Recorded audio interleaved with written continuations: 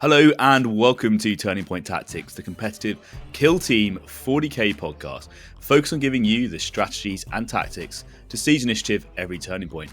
I'm your host Ryan, and I'm joined by the weird goat-shaped elephant in the room to my cult of balanced Dataslates, Conor. How are you doing this evening, Conor? I'm good, thanks, Ryan. I've just seen that the balanced Dataslates dropped, so surely it's time for a deep dive, right? It is definitely time. So it is balanced Dataslate time, and we're going to provide you some deep analysis, deper than the Ocean Gate Titan. is that too soon? I don't know. Yesterday. It might be too soon. I mean, okay. Well, we'll move on. We'll move on before the lawsuit starts. All right. So, quite a few changes, Conor. Let's get straight into it, so people can get this information out there and know what the competitive change is. Yeah. So, jumping straight in, I think a bit of good news here. So, loot mission action. Each objective marker can be looted a maximum of 4 times during the battle instead of 3. Fantastic change. We love it, don't we? Well, that is a brilliant change. Yeah, lines it. It's really going to stop people from being able to just bum rush you on turn 1, steal your objectives, and effectively get away with it for free. So I like this. It makes loot much more playable. It balances out with the other missions. So all in all, great change, I think. Is this technically a nerf to Crute now? Yes, I guess it is technically a nerf to Crute because you're going to be able to effectively, not be able to bum rush as is their main strategy. Yeah, it was a cheeky strat anyway. It's also a well-needed buff to Chaos Cults, which need help on loot on Turning Point 4 because they were really struggling in that matchup because they couldn't quite dominate the game enough. So luckily, Chaos Cults are getting the help they need. But generically, overall, I actually do think this is a great change for Kill Team. I think this is really, really positive and it's going the right way. So I'm very happy to see it. I think it's going to improve the value of teams that can do free mission actions throughout. And really, if you can get that durability to get to the end of the game, it's going to really help you as well. So good to see. Nerf to Crute, nerf to Hunter Clade, bit of a nerf to Void Dancers as well, maybe a little bit, arguably. But overall, I think a pretty good change. It's good housekeeping as well, I think. Good admin. Now all the missions are aligned. Everyone can get 24 points. Yeah. It just makes sense, doesn't it? It's pretty neat. I mean, like, just for tournament organisers out there, you should be doing, each round should be set missions that everyone plays together. But if you weren't doing that, this means that the difference is less now, which is nice.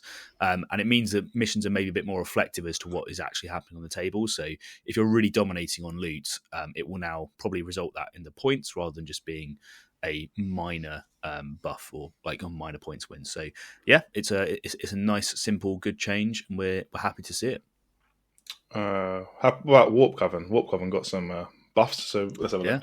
Rubric Marine operatives change APL characteristics to 3 and change attacks characteristics of their fists and gargoyle bayonets to 4. Should we start with that?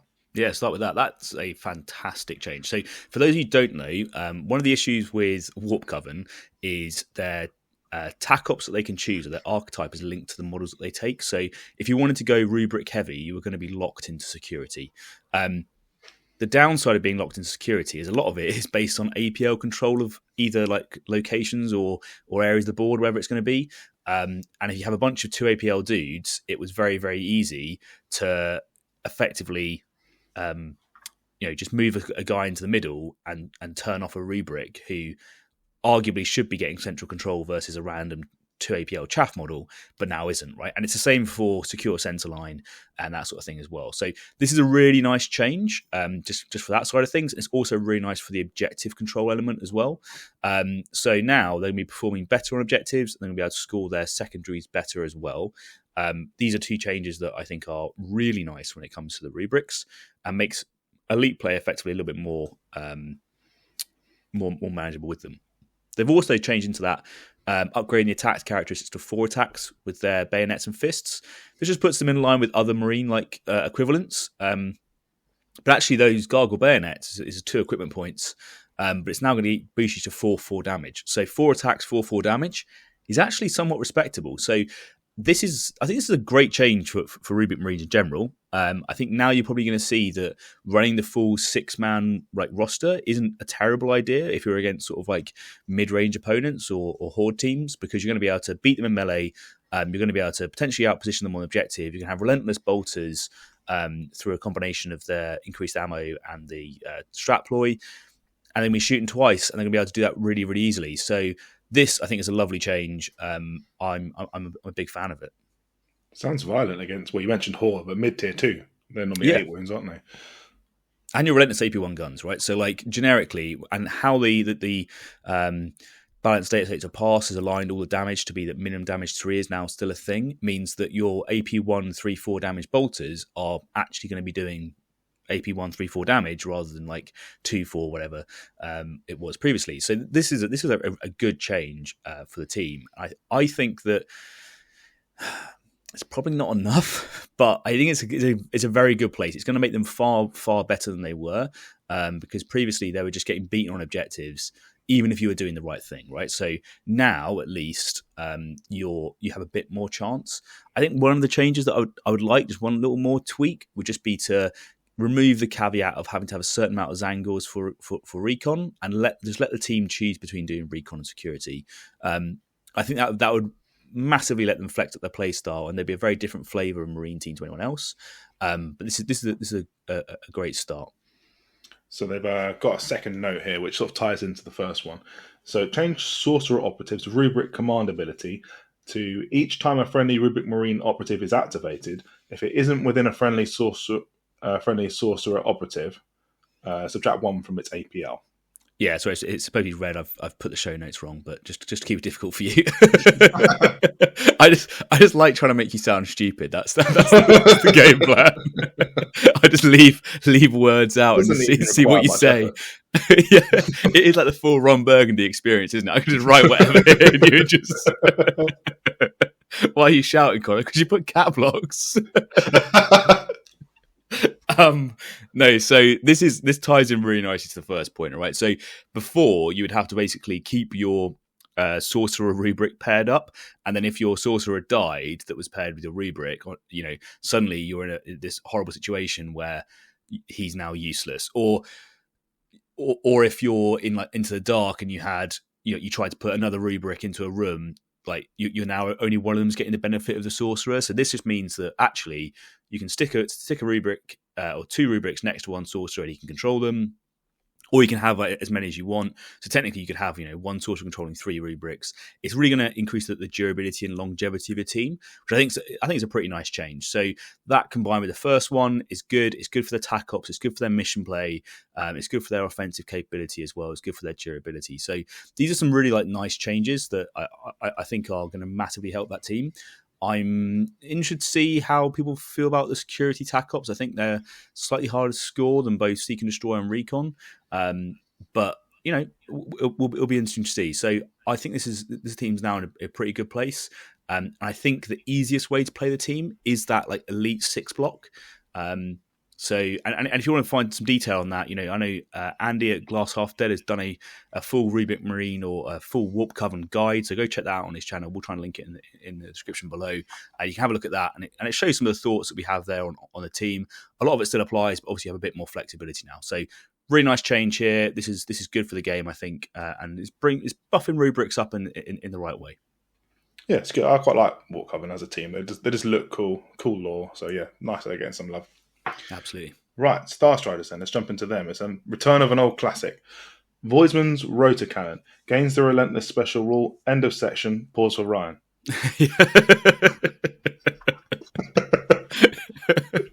Yes. So very well done, sir. Very well done. So again, absolutely love this, right? This is a fantastic change. We said it when it came out. In the previous balance data where they took this away, I was like, are you sure? You did a good thing and then you removed it. So this, I think, again, it aligns it nicely with what the Navy have with their las volley, which is nice. And it just means that the model actually has a purpose and a function. Whereas before he was just so swingy, you never knew what you were gonna get. So really good. It's not going to be OP versus hordes or anything like that. It's going to be very good, at focus damage on a single model, which is what this team needs. love to see it. Happy to have that prey back in. I think that's going to make Star Striders now probably sit where we expect them to be. I think that's actually, I think with the changes now, they're in a good place. I think so. Yeah, another great change.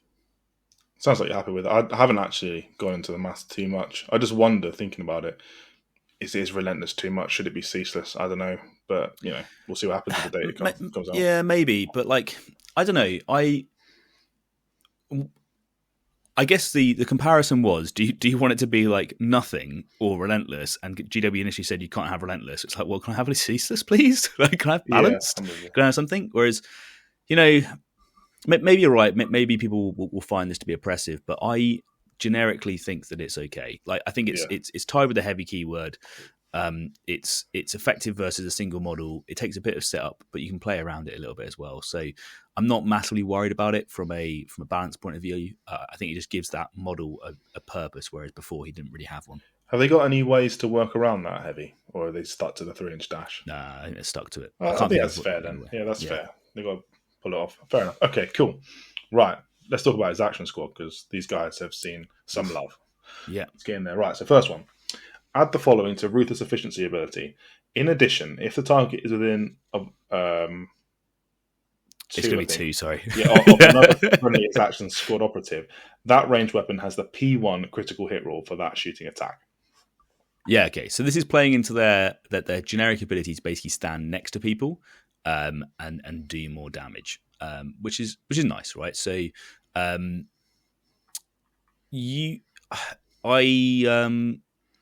don't know how to feel about this, if I'm honest. This feels to me similar to the change that they tried to make for Phobos when they were like, oh, Phobos are struggling in the anti-elite meta, so we'll just give them P1. Now, there is some ways to get some auto crits on this team, and there is some ways to get access to Lethal 5.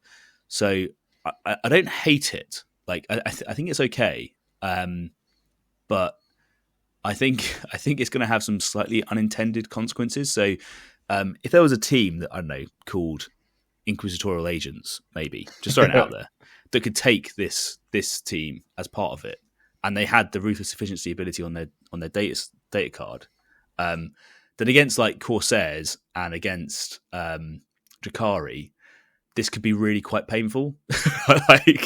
Suddenly you can have someone with a Lethal 5 sniper rifle getting P1 and putting down these models really quickly, and even the shotguns I think are going to be very, very effective, and it has great synergies with their leader ability to increase attacks within 2 inches and that sort of stuff, so they can move their leader nearby. Suddenly they're getting an extra attack dice to getting P1, etc., etc. So yeah, it's good.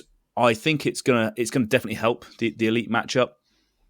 Generically, I'm not a fan of sitting within 2 inches of elites. I think that's a bad plan. But yeah, it's definitely going to help, I think. So happy to see it. I think the other things that are coming in as well are definitely going to boost the team, and when we'll see if it's enough. I think some of the other changes that have happened in the game will probably help as well. I think it's very thematic for the team. They're working in close confines. They like shooting into combat as well, don't they? So sort of encouraging them into that sort of play style. It's interesting.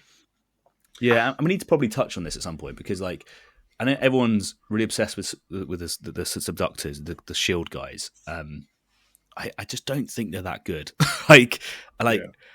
Please, guys, if you're running Exaction Squad, please just try all shotguns for me.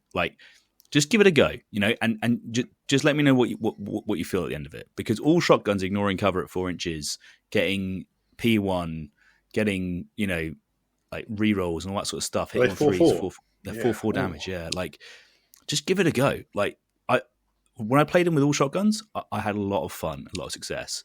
So for instance, in this scenario, you want your guy to be close to the other guy so you can shoot them to get P1. Your stun batons, they're not getting P1, right? You don't want your seductors to be next to people. It's just, I don't know, it just seems counterintuitive to me. So just try shotguns out, please. But let's carry on with the rest of the buffs, because there's quite a few. Yep, simple one here. Add 1 to wounds characteristics of all operatives. Love it. I say love it.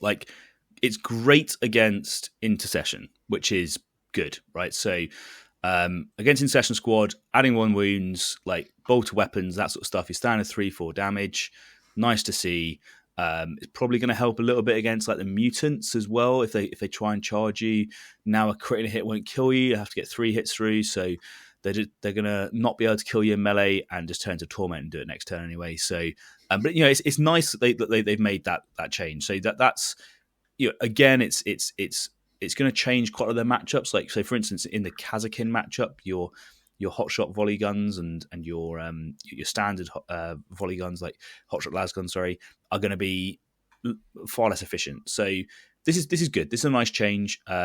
It's going to help with that Intercession matchup in particular, which they were struggling with, and it's going to help with some other matchups as well. So I think overall, this is a pretty good change for the team. Just having more wounds is generically quite useful, I think. Yeah, simple, and I think it is going to give them that buff they need. Okay, so next you touched on Lethal 5 earlier. Well, here we go. The following weapons gain the Lethal 5 Plus special rule. The Cybermastiff's Mechanical Bite, Marksman's Executioner's Shotgun, and Revelatum's Scoped Shot Pistol. Yeah, so nice synergy here with the P1 critical hit rule, right? So these abilities now are going to give you a little bit more punch. I'm looking at like the Rover Cybermastiff, whatever. I'm trying to think if he's good or not, right? Like, so now he's lethal 5.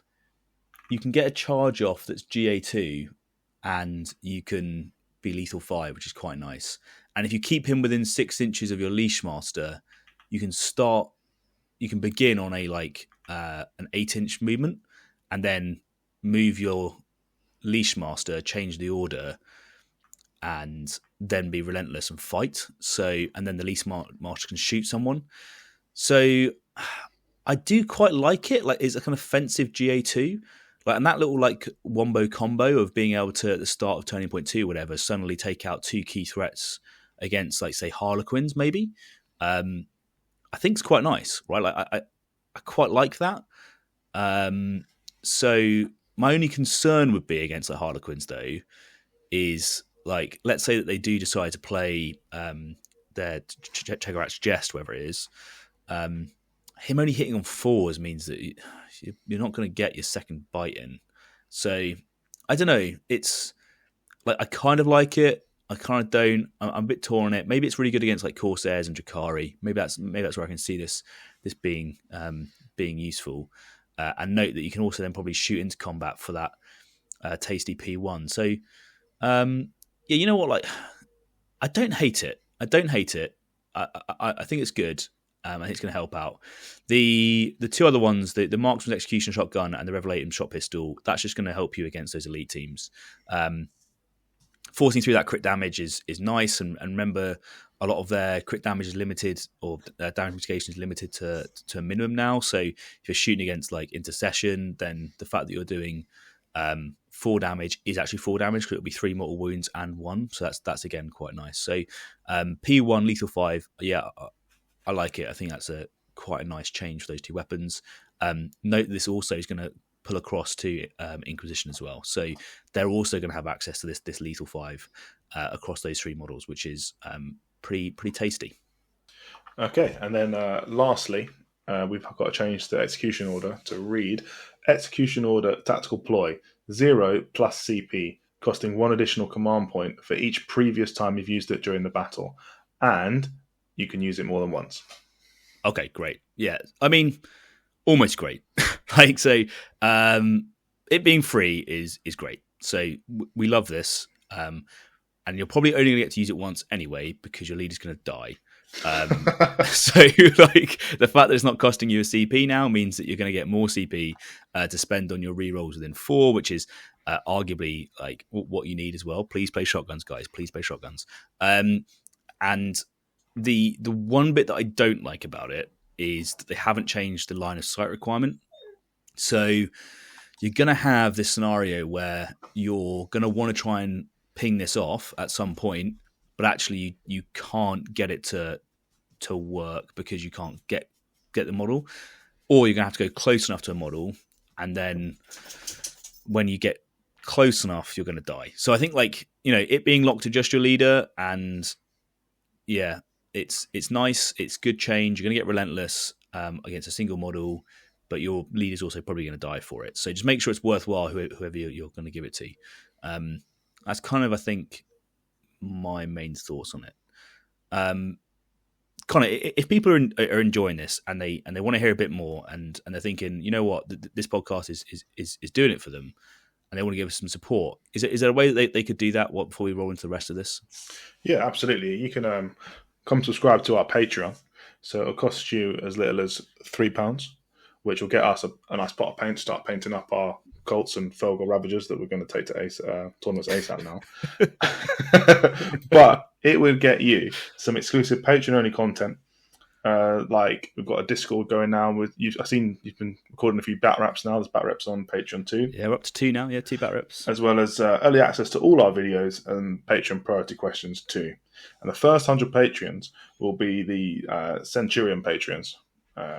We're currently seeing at 72 patrons. So there's still room if you want to join to become a Centurion. But even if you can't do that, if you just like and subscribe us, we've now got over 1,000 subscribers, so we are monetized. So if you like and subscribe, that'll help us get support through YouTube to help support the channel. And then maybe you're reading this and thinking that you want to pick up a box of Exaction Squad now, and I'm only joking. Of course, you're just going to want to pick up Chaos Colts or Fellgors Ravagers. And if you buy that through Element Games, they've often got a discount, and you buy it using our affiliate link, then we'll get a bit of support that way. And they are good Element Games. I've used them a couple of times, and they're quite efficient. Get out. Yeah, absolutely. So make sure you get on Element Games, because that Chaos Cult is selling faster than shares in Ocean Gate. So he's doubled down. you want to make sure you get them before they're gone, because they're going to be gone real soon. And just to note on that Centurions, it is awesome to see just how quickly the Patreon is growing. We're up to 72. That's incredible, and that means that the Discord is getting really active with some really good ideas.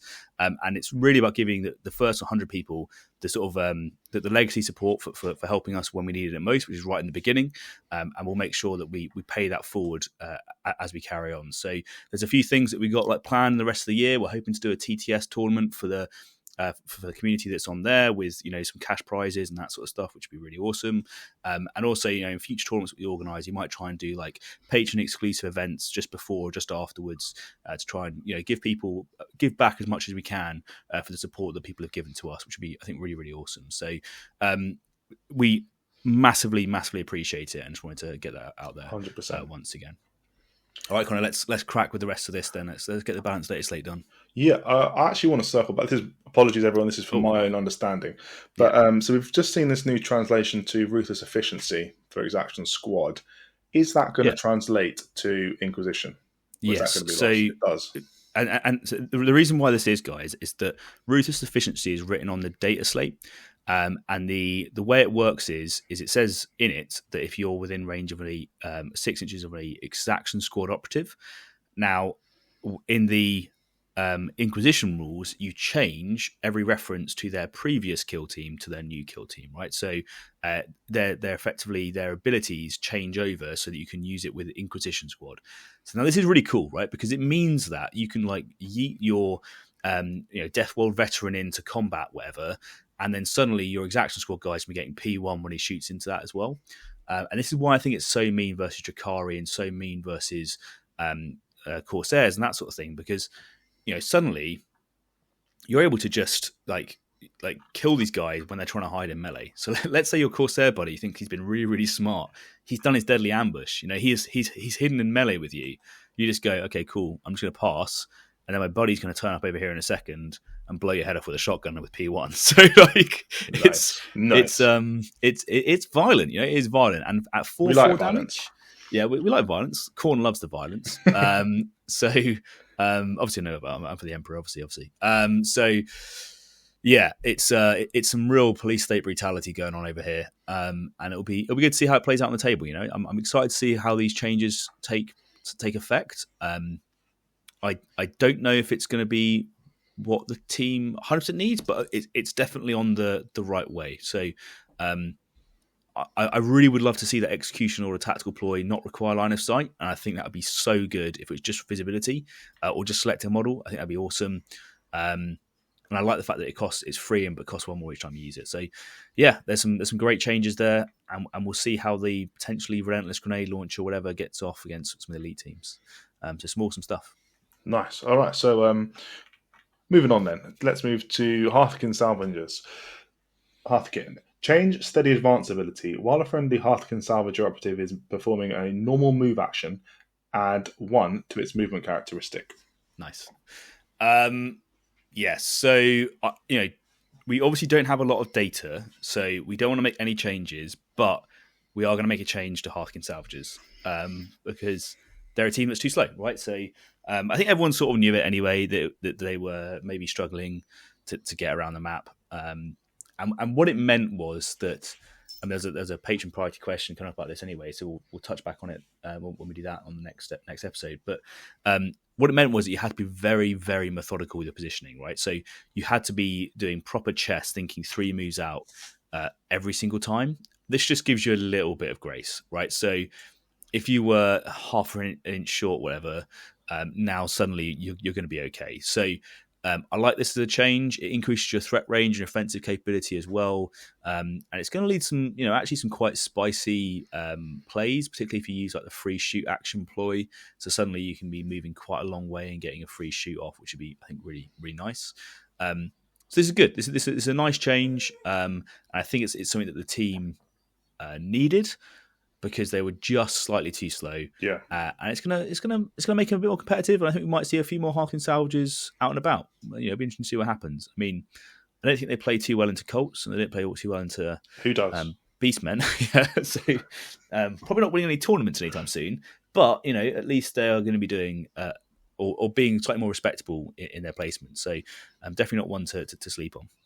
Yeah, they're a cool side, so it's nice seeing them get a bit of love, and hopefully that's just the tiny tweak they need to get back in the game. For sure. Okay, well, we've touched on Colts a lot, and they did get a nerf. Okay. Iconarch's Ruinous Invigoration ability changed to a minimum of 3 instead of 2.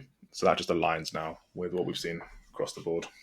Yeah, so one area of their ability to be very, very durable has been somewhat toned down. So fine, good. We like to see that. It's good alignment with a lot of other minimum damage in the game.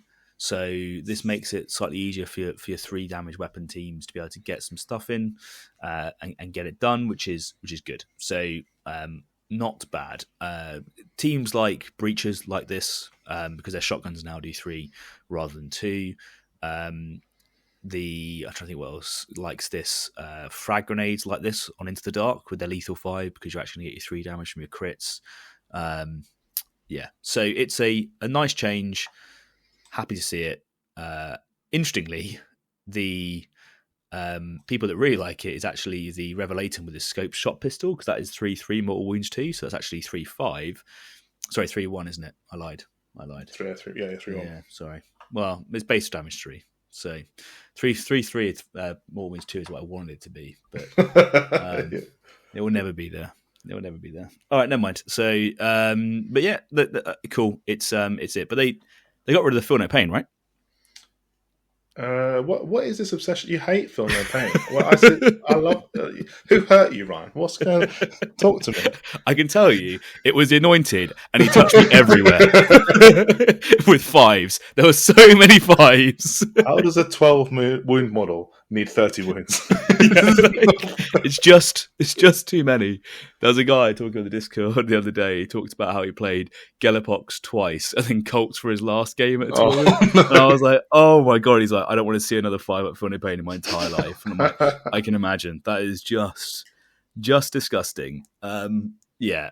I mean, yeah. The elephant in the room is like, I know that we don't have enough data to say that these teams are broken, but like, do we really not have enough data? Like, how many tournaments do they have to win? Like, how many people need to get curb stomped by Colts and by Beastmen before GW will change it? I'm not really too sure. It feels like that this could use a bit more of a tweak. So I'm not sure what tournaments we have in the next 3 months, but it's quite a long way till September, isn't it? So it could be that these are dominating the meta for a little while. So we're going to go do some serious deep dive theory crafting in our how to beat the Colts meta and how to beat Beastmen in the Patreon, I think, because we've already got a few guides on it. But I think we're going to have to. I genuinely thought that they were going to get touched a little bit in this.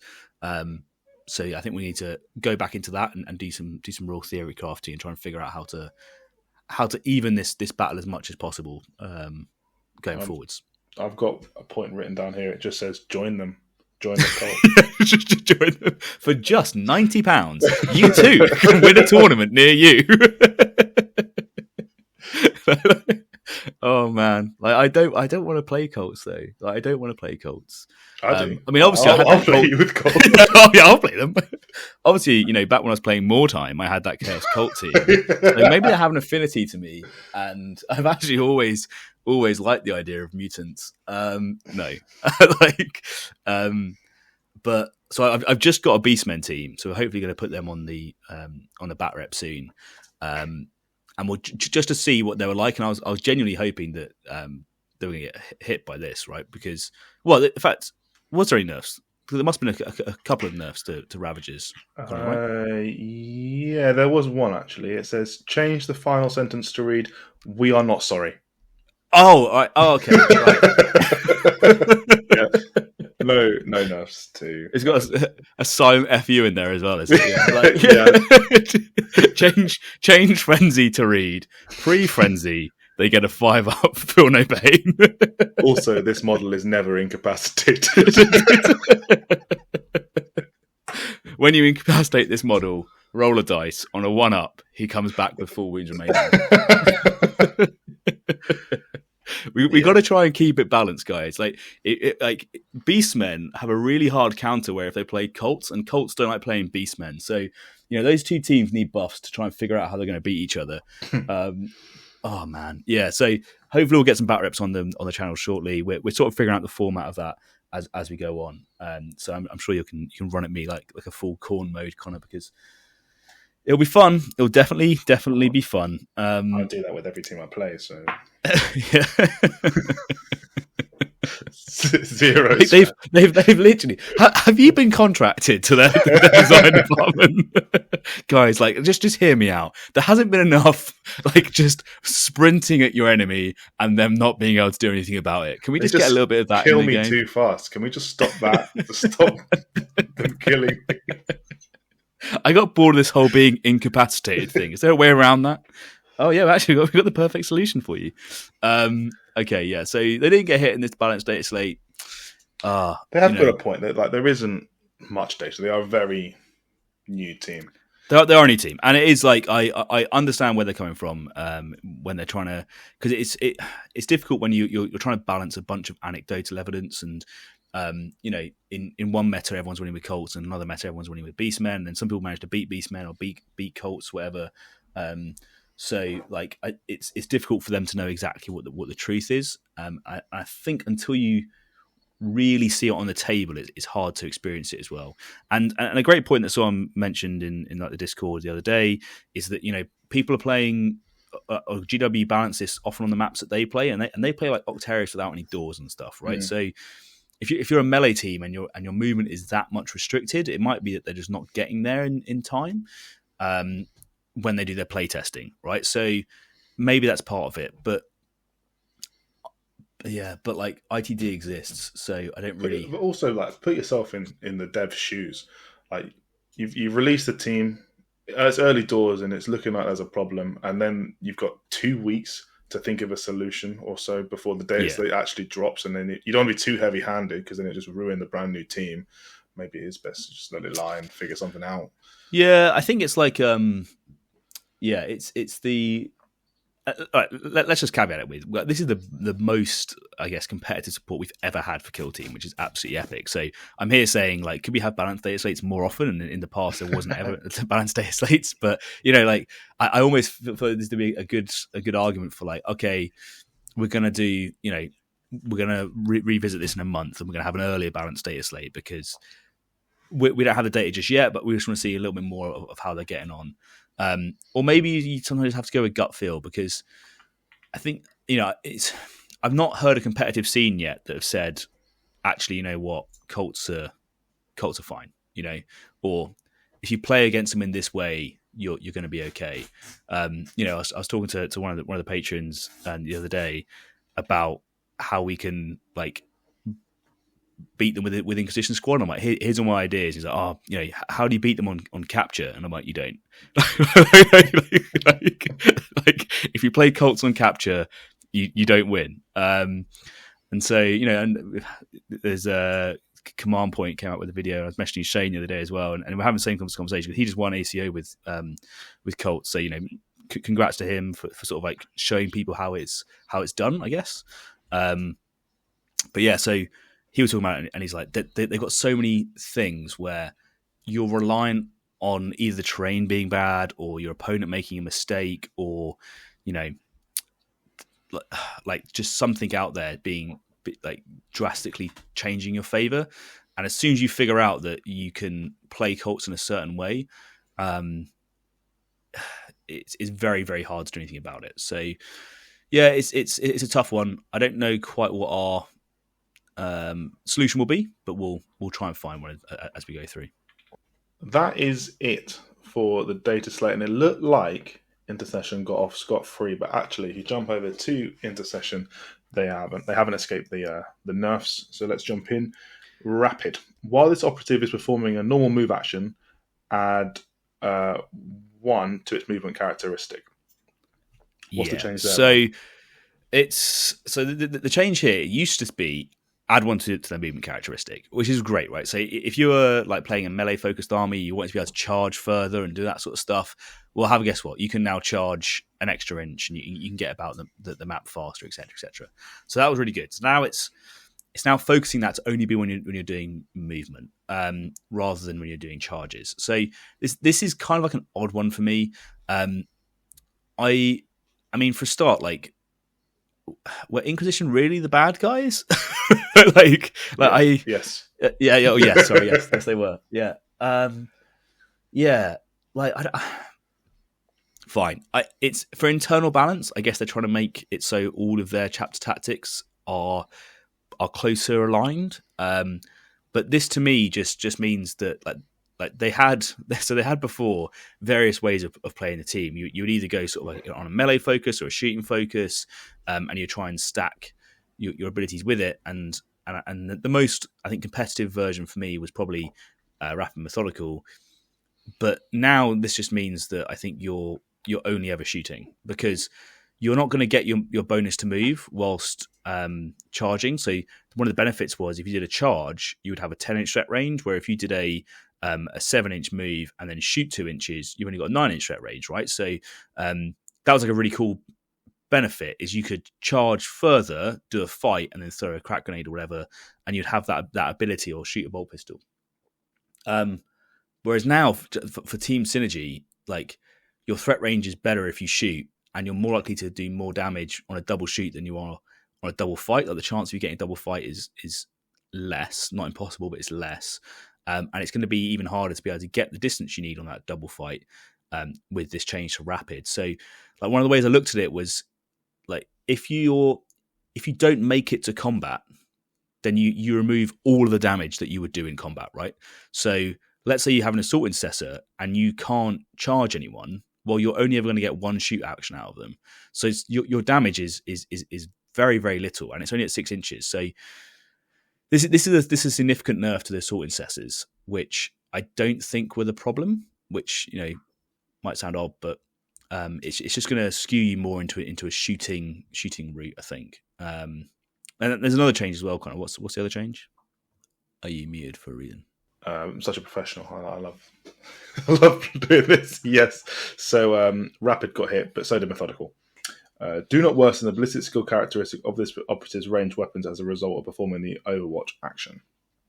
Okay. So the main change here is that it used to be you just wouldn't worsen the weapon skill, ballistic skill characteristics of this operative, and that was it.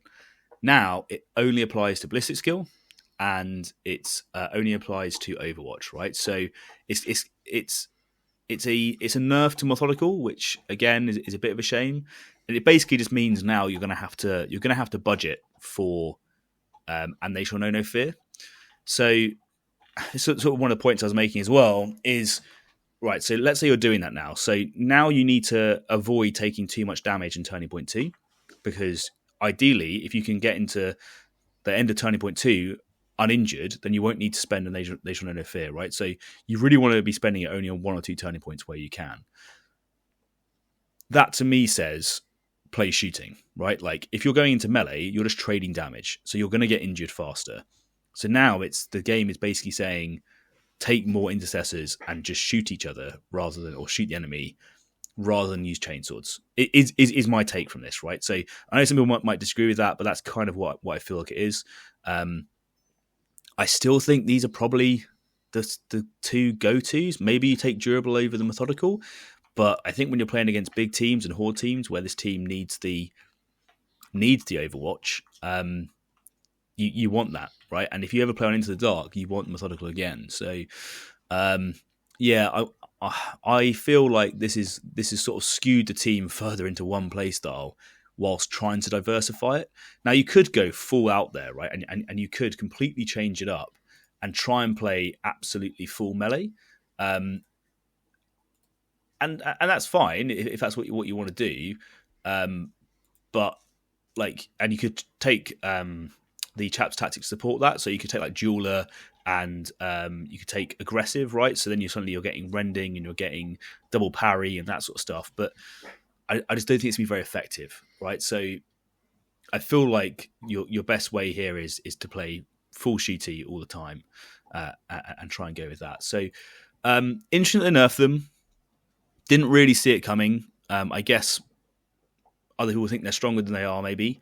Like for instance, I find it odd that this team got touched, but like Breaches didn't get touched. I thought they were on a very similar power level to me, or it felt that way when playing them. Or I think, and at the top tables, I actually think this team's weaker than a lot of those other teams. So this is going to be difficult for their hard matchups, and their good matchups have just become harder as well. So yeah, I think you're going to see Intercession struggle a little bit. I think they're going to really struggle against Beastmen. They really struggle against Colts. So I think they have to lean into shooting into this meta, and I think that's going to be the only way that they're going to be able to get through it. So if you're a Space Marine player, time to bring out that big bolter energy. Trying to get amongst it. So yeah, that's our takeaway anyway. You're asking for nerfs, and you got your nerfs. I don't know why you're moaning.